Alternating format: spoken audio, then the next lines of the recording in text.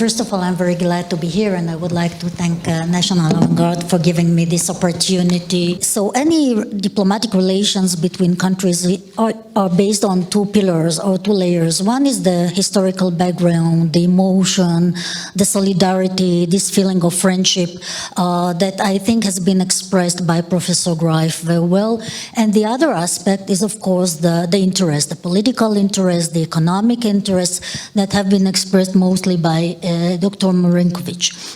In the case of Serbia and Israel, we do have those two parts. The emotional part, of course, has to do with the constant presence of the Jewish community here.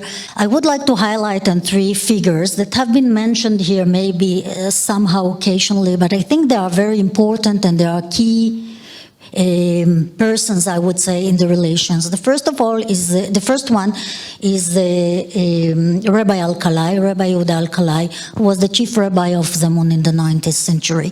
And he was one of the prominent founders of the Zionist movement, a very unique one, who was very influenced by the Serbian nationalism at that time.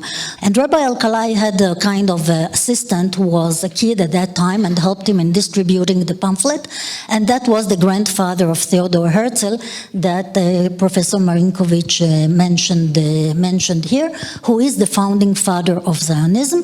And the third person that has been mentioned here as well is David Albala, who was a national hero, Serbian national hero.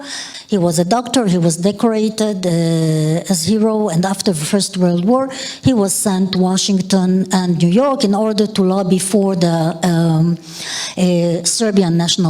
There he got in touch with the Jewish community and with the idea of Jewish nationalism, and somehow became a prominent lobbyist of the two nationalism and the two aspirations, of the Serbian aspirations and the Jewish aspirations for homeland. And one of the results was this letter that was sent by the Serbian government recognizing the Balfour Declaration, which was the first international document that recognized the right of the Jewish people to their homeland in Zion, in Palestine, which is now the state of Israel. So, and in this letter, indeed, the first time it was mentioned the state of Israel as a state of Israel, so somehow Serbian government has a copyright on this name.